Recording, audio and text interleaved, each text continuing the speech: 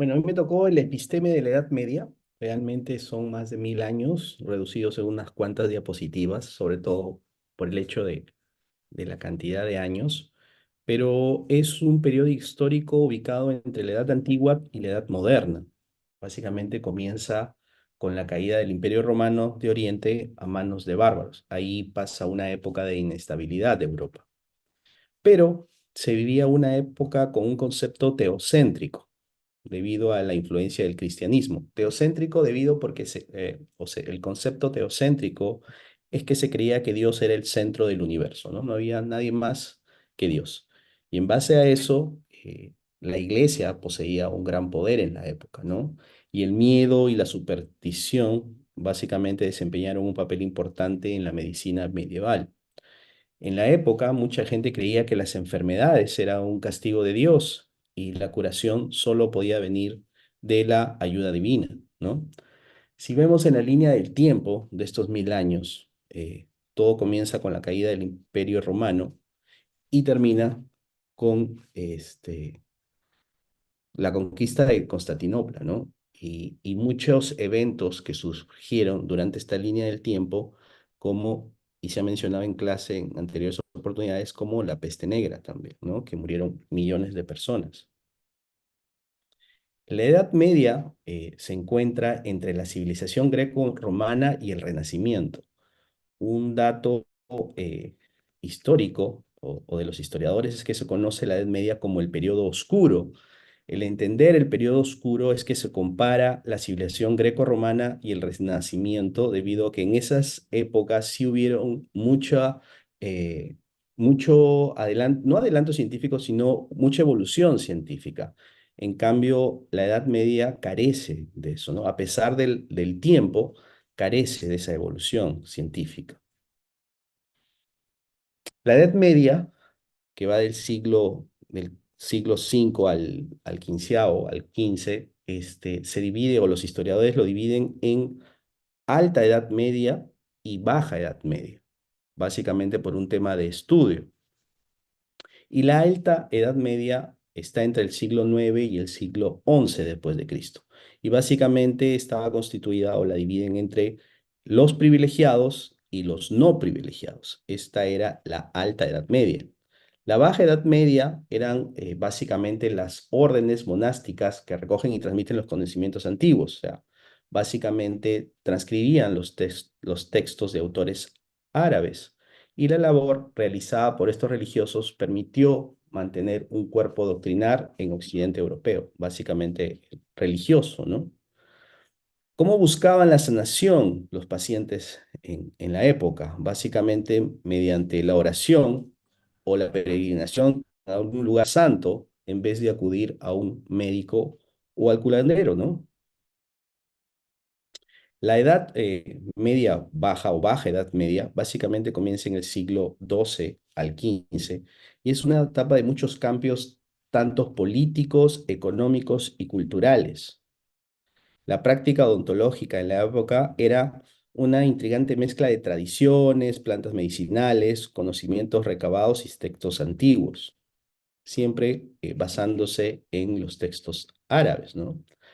Hasta la primera mitad del siglo XV, los barberos siguieron realizando cirugías y sacando muelas sin ningún problema. Ya hasta en Inglaterra, en 1450, por decisión del Parlamento, los barberos solo podrían realizar sangrías, extracciones dentales y cuidar y cortar el cabello. Ya por ley se hace un mandato o se reglamenta eh, lo que debería hacer el barbero. El cristianismo, siempre imperante de la época, otorgó a la medicina un importante componente de misticismo religioso.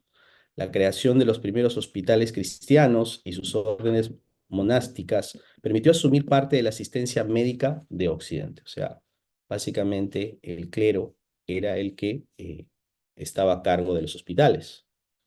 Pero para poder entender la odontología durante la Edad Media, se divide en dos etapas. Uno es la medicina monástica y la medicina universitaria. La medicina monástica básicamente es lo que se ha mencionado en reiteradas ocasiones, que los monasterios eran donde se tradujeron numerosos libros del mundo árabe. Existe una constancia de un verdadero auge en la cirugía, tarea que fue puesta en manos de barberos, ya que, como se sabe, los monjes tenían prohibido realizar operaciones. Antes los monjes realizaban este tipo de intervenciones y llegó un punto que el clero o se lo prohibieron. ¿Por qué se lo prohibieron? Porque decía que descuidaba sus actividades eclesiásticas, ¿no? O sea, dijeron no, por eso solamente los barberos podían intervenir.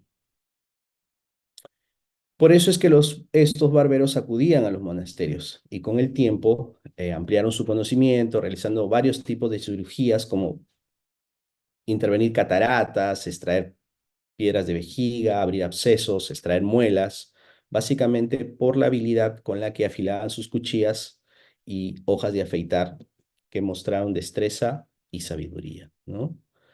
Después está la medicina universitaria, que encontramos la Escuela Médica de Salermo en Italia, fundada en el siglo X y se le considera como el primer centro de enseñanza de medicina en Europa Occidental. Las escuelas de medicina en la Edad Media estaban íntimamente relacionadas con los hospitales, de modo que las prácticas podían realizarse frecuentemente y variadamente, ¿no? O sea, estaban relacionadas. Lo que ocurre actualmente también, ¿no? Datos curiosos de la época, ¿no? Con respecto a la higiene personal, consideraban que bañarse era perjudicial. La iglesia condenaba el baño, lo consideraba un lujo innecesario, y las damas más limpias se bañaban alrededor de 2 veces al año. Recolectaban el excremento para el abono, se bañaban todos con la misma agua por turnos establecidos. ¿Ah? Eso hacían en esa época.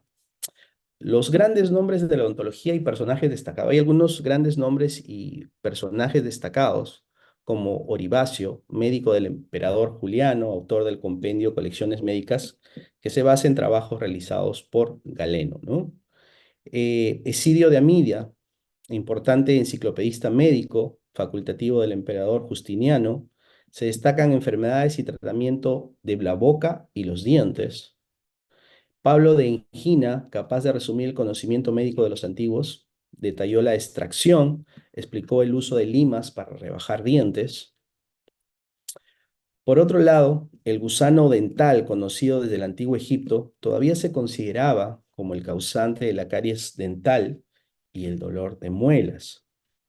Como conclusiones de este episteme de la Edad Media, se puede decir que la odontología en esa época se caracterizó por ser un periodo de estancamiento en términos de avances científicos y prácticas dentales en comparación con las civilizaciones antiguas como la romana y la griega.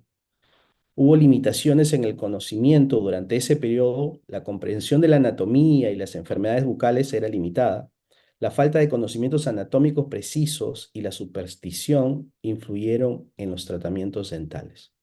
Las técnicas dentales eran rudimentarias y se basaban en remedios caseros, como el uso de prensas dentales para extraer dientes, el uso de talismanes mágicos y encantamientos para aliviar el dolor y la cauterización para tratar infecciones.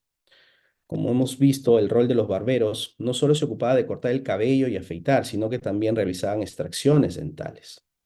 Y la odontología de esa edad estaba marcada por una falta de conocimientos científicos y la prevalencia de creencias supersticiosas como la teoría de los gusanos dentales, lo que limitaba la efectividad y seguridad de los tratamientos dentales de la época.